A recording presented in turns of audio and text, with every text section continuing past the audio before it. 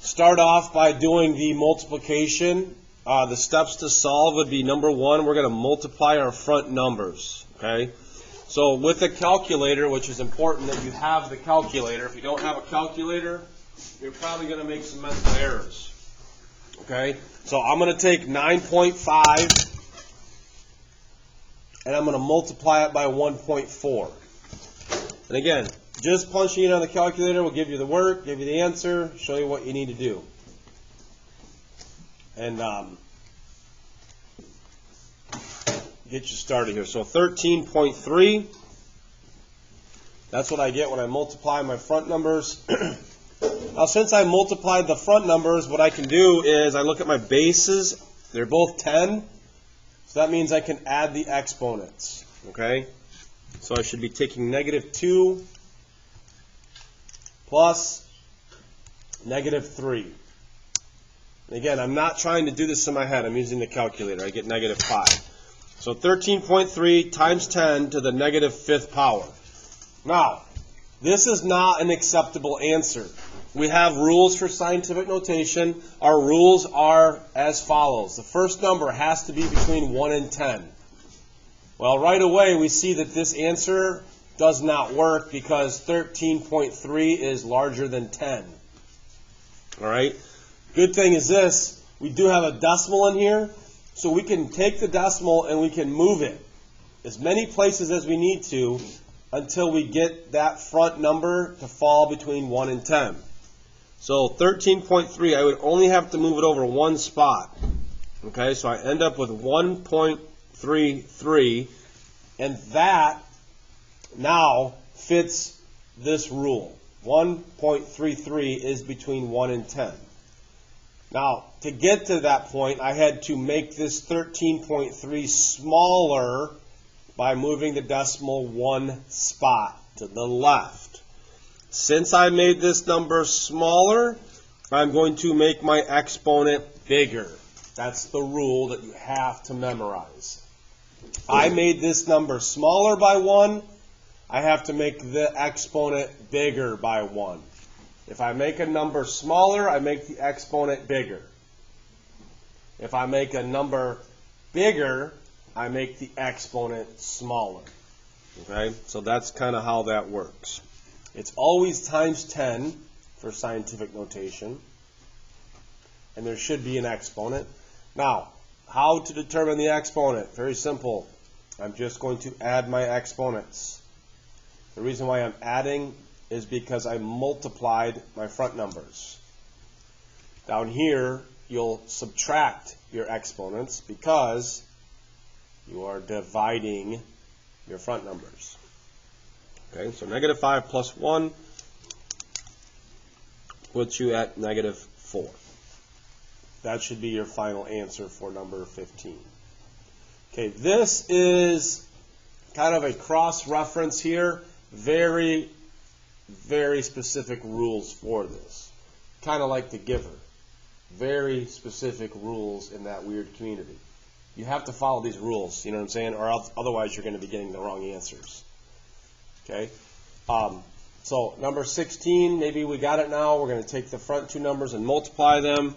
6.2 times 7.8. We get 48.36 times 10. And since I have the same base 10 and I multiply my front numbers, I have to add my exponents. Again, use your calculator, -4 plus -3. This is what it should look like on your calculator. -4 plus -3 equals -7. Okay? Can I leave this answer the way we have it and be done? Why not? 48.36 is bigger than... Yeah, it is not in scientific notation. So luckily for me, I know how to move it. I can just take the 48.36. I'm going to move the decimal to the left to make it smaller. And now I have 4.836. I made this number 48.36 smaller. I did so by moving the decimal to the left 1. So I made it smaller by 1. If I make this number smaller, then I have to make my exponent bigger. So how many places do I make this exponent bigger? Depends on how many places I moved my decimal. I moved it over 1, so I'm going to make that number bigger by 1. What's negative 7 plus 1? I believe so. Well, I have negative 4 minus negative 3, right? That was what my initial was. Oh, wait a minute. Let me double check that, chat. Negative 4. The pen bled a little bit, so I don't remember either. Negative 4 minus negative 3. Actually, you're right, is a negative 1. Okay? Negative 4 minus negative 3 is a negative 1. Let's see how my pen goofed up. Good catch there, guys.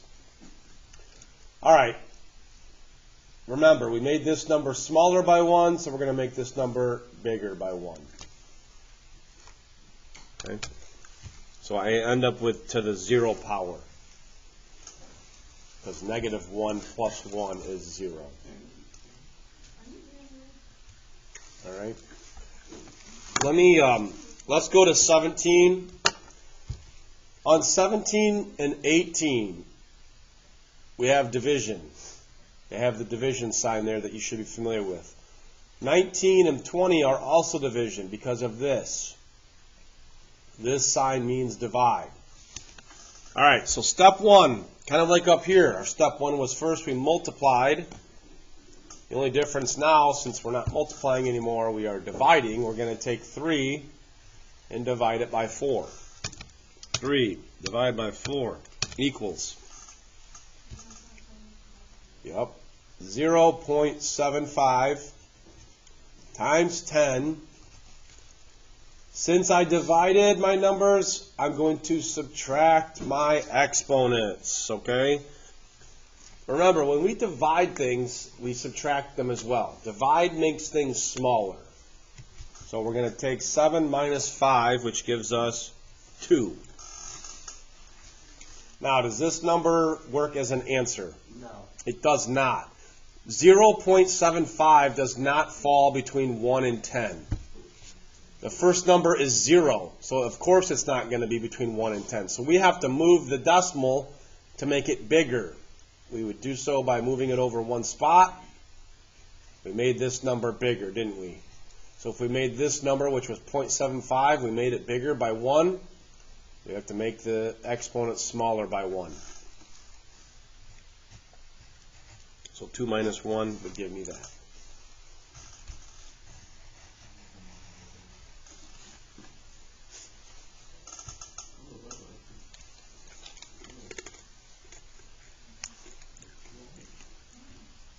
Okay?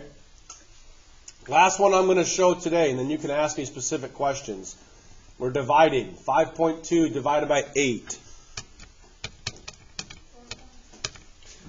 When I divide these two numbers, 5.2 divided by 8, I got 0.65.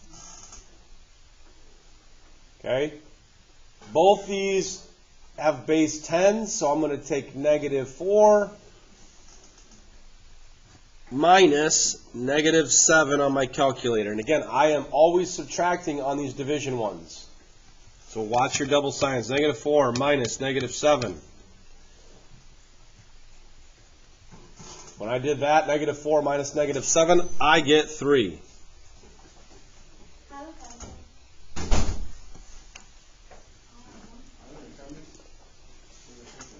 All right, so this is my final answer. However, I cannot leave it this way because my front number does not fall between 1 and 10. So 0.65, how do I make it?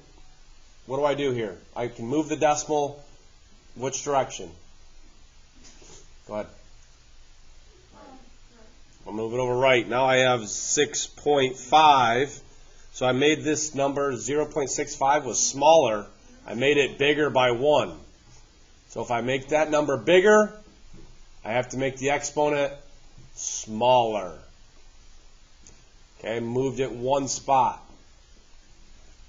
Technically, if I had to move this, if I had to move a decimal over 3 spots, and so that to make it to the front numbers between 1 and 10, if I had to move it 3 spots, then I would make my exponent smaller by 3 numbers. Okay? So the two go together. If you moved it, all of these so far, if you've noticed, we've only had to move the decimal over 1 spot. Okay?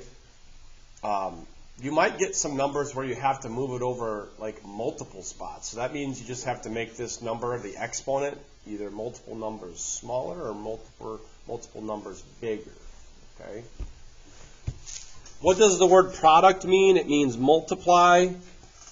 The word quotient means divide. Okay? Sounds like you did 25 together.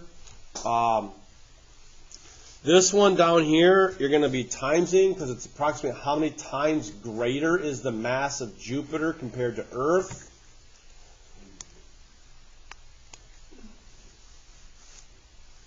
Now this one right here is how much of it is used in a year. Well, how many days are there in a year? Because it's asking us per day. So we have to put, there's 365 days in a year.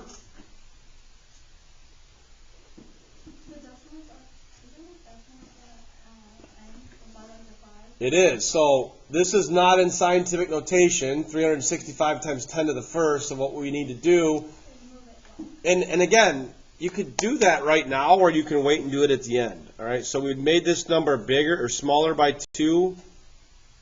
Right. 365 would be 3.65 times 10. We made it smaller by 2. That means we're going to make this one bigger by 2. And then we would take these two things here and divide them because it's asking us about how many gallons of water does the city use in a year. Okay? Actually, I'm sorry, we're not dividing it. We would be multiplying it because this is what it is per day.